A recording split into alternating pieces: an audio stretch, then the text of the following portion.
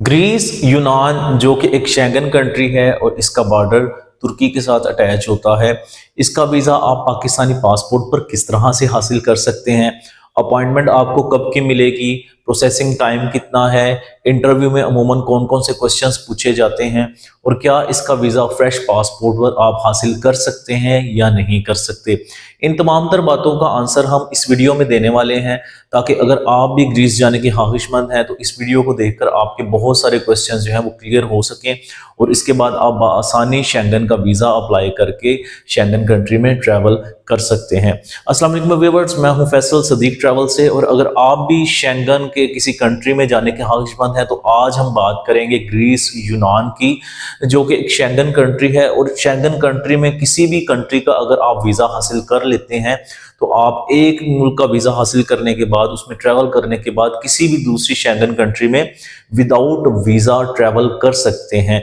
लेकिन शर्त ये होती है कि जिस कंट्री का आपने वीज़ा लिया हुआ है आपकी फर्स्ट एंट्री उसी कंट्री में होनी चाहिए, उसके बाद आप किसी भी कंट्री में ट्रैवल कर सकते हैं शेंगन कंट्री में। तो आज हम बात कर रहे हैं ग्रीस की। ग्रीस का वीज़ा किन लोगों को अप्लाई करना चाहिए, क्या इसका वीज़ा फ्रेश पासपोर्ट पर भी लग जाता है या नहीं लगता।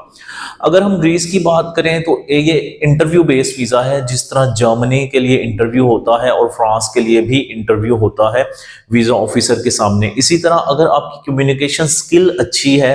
अगर आप कन्विंस कर सकते हैं वीज़ा ऑफिसर को आपकी वीज़ा कैटेगरी को देखते हुए, तो डेफिनेटली आपका वीज़ा लग सकता है। अब इसमें हम दो तरह के वीज़ास की बात करेंगे।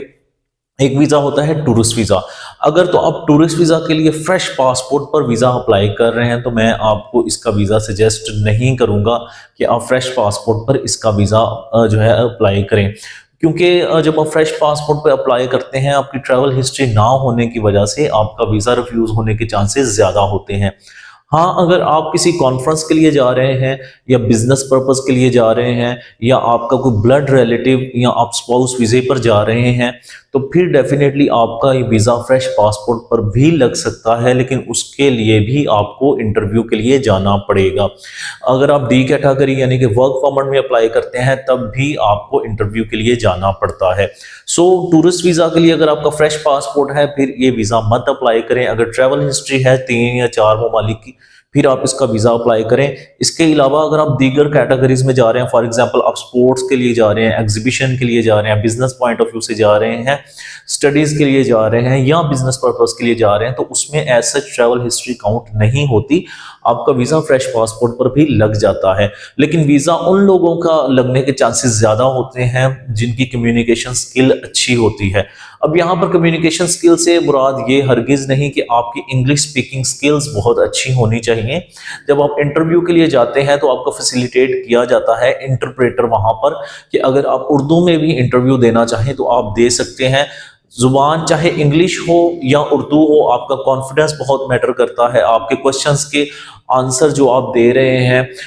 वो बड़े मैटर करते हैं कि आप वीज़ा ऑफिसर को कन्विंस कर सकें कि आपको वीज़ा दे, और आप जिस मकसद के लिए भी जा रहे हैं अगर वो शॉर्ट टर्म वीज़ा है तो उसके बाद आप डेफिनेटली पाकिस्तान वापस आएंगे।